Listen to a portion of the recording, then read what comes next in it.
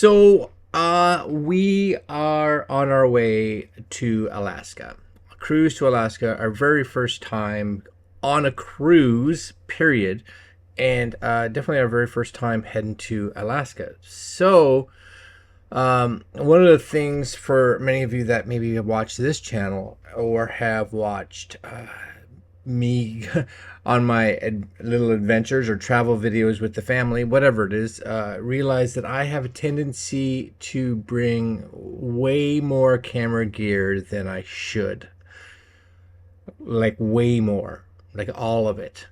Because I just want to have the right lens and I want to have the right camera for the right scenario, and I never want to get caught with it at home. You know, I'd rather have it with me and not use it than need it and not have it. But Alaska is going to be a bit different. It's actually going to be a lot different.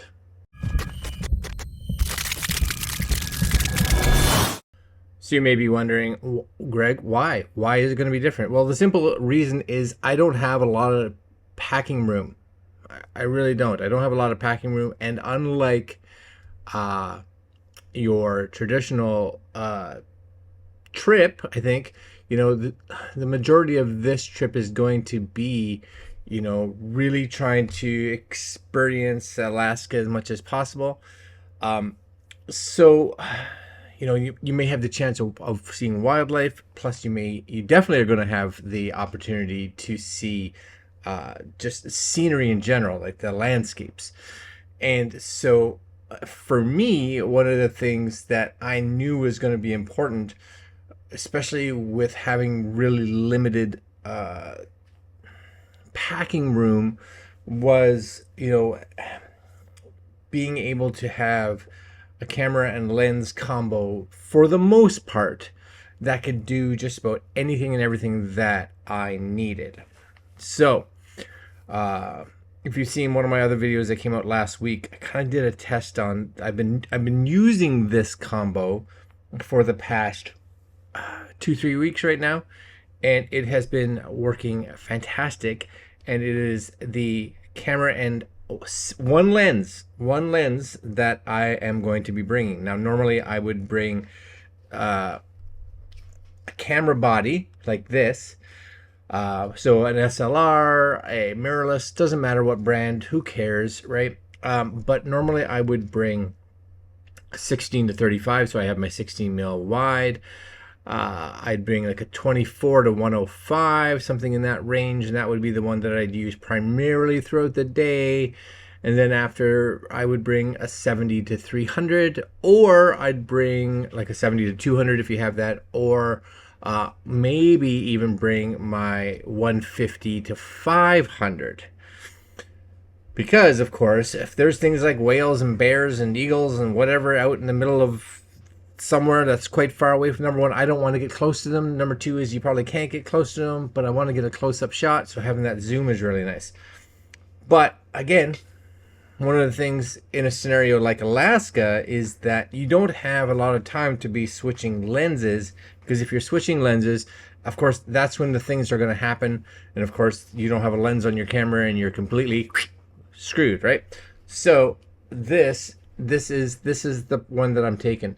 So this is my Canon R7. So this is an APS-C censored camera, and there's a reason that I'm bringing the APS-C camera, and it's because I have mounted on it the Tamron 18 to 400. Now this is not a mirrorless lens; it is like a digital SLR lens. So I am running it through an adapter right now. I have it on a Makey, I believe it is. I'm not sure if I'll keep that adapter on it or if I'll go to the official Canon one. I probably will switch back to my Canon adapter. But this allows this lens to mount on here. This is an 18 to 400 mil lens. So this is going to be probably the perfect, in my opinion, perfect carry around, all-purpose travel lens. 18 on a crop is going to get you closer to, depending on the camera, 25, 28 mil. Still nice and wide. It's going to be great for landscape photography. Going to be great for getting some portrait photography. and it goes all the way up to a 400 mil, which again, on a crop sensor, gets you in and around that 600. I think it's actually like 640. So you're going from a 28 to a 640 mil. So lots of zoom, and still a nice wide lens. So this is going to be my primary camera system that I'm bringing with me. Because I think one of the biggest things that you and I need to be able to do is not carry so much. And we don't want, because you're on a cruise ship, you don't want to be packing it and then realize 2 hours later that it's too heavy. Or like I've been in scenarios where I'm just like, oh my gosh, there's so much, I'm carrying so much gear with me all the time. So that's number one. That's number one that's coming with me. Just so you guys know, I am bringing a little microphone, because I like to get good sound, but that's up to you. You don't need to. It's a small one. It's easy to pack. Number two, and probably one of the ones that for me is a big one, right? Well, I'll put it as a twofold. So I'm bringing these two cameras. So these are my Insta360 cameras. So I am bringing a Insta360 One X2. Now they have an X3 out there right now, but this one's the older version. It's fine. It does everything I need it to do.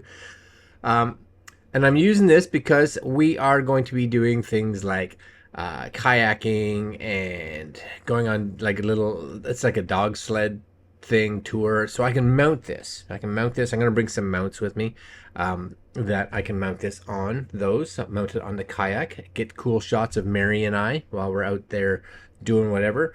And because it shoots everywhere, I don't have to necessarily worry too much about, am I going to miss the shot? Am I in frame? Did I get it right? And what goes along with that, of course, just so you guys know, is a nice long selfie stick. This one's a crazy long one. This one will do like, I don't know, 3 meters or something like that, which again on a cruise can be cool because I can mount the 360 camera on and get it way out there so that we can get shots of ourselves on the cruise, off the balcony, off the dock, off wherever, right? Really a great way to get some shots. Now I just realized with 360 your image quality goes down a little bit, but you do get everything. And lastly, it is a lot more work to process. I'm also bringing my Insta360 One RS, but I am bringing it with the 4K module on it. So think of this just like a GoPro. This is like an action camera right now. I have this one, so it's the one I'm bringing. But again, we're going to have little things like little mounts and all that. So I'm going to bring some of my Telesin like clamp mounts that I can mount this on like your backpack or whatever it is, to be able to get nice quick shots. They put out really good image quality for what they are. Will I take photos with it? No.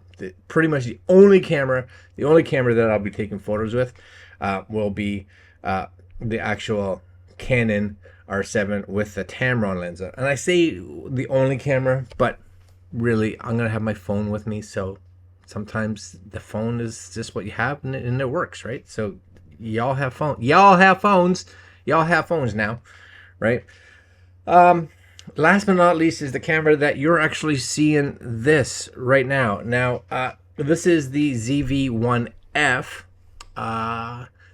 As of now, this camera is coming with me, and the reason that it's coming with me, and the only reason that it's coming with me, actually, is because my hope is to use this as my vlogging camera. So I'll use it to vlog and take videos this way, backwards at me. It's small, super small, right? It's probably not much bigger than your phone is.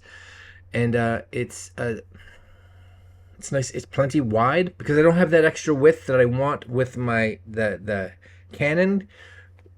This one is going to do this, and this is a smaller option than me bringing a wide angle lens, and it's actually a cheaper option than going out and buying a wide angle lens, and I don't have to switch lenses. It's there, so both of these cameras can be equipped and ready to go for like bang, bang, bang whenever I need them. So again, I think that the big thing for a trip like this, where you just don't know when anything's going to kind of pop up in front of you, they can be like, oh, there's a whale over here.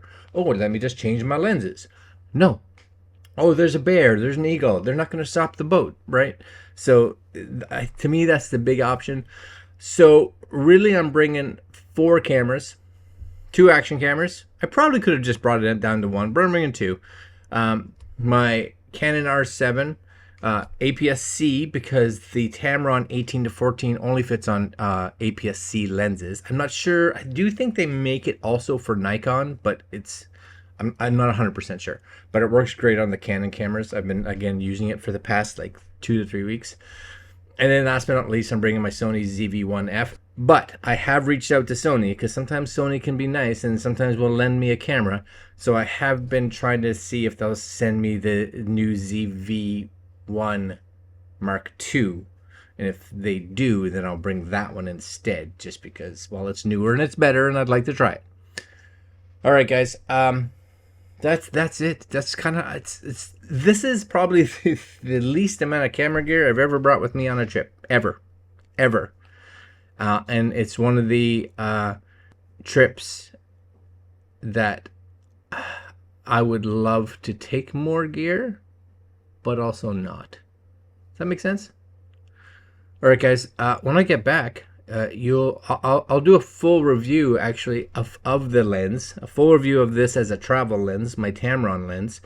But if you are watching this video now, just be aware, soon, very soon, you'll see a series of Alaska videos.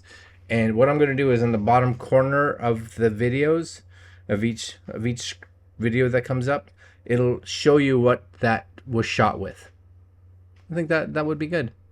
All right, my friends. I've gotta do more getting ready, and we'll see you guys tomorrow in a pre-recorded video, and I'll see you guys when I get back.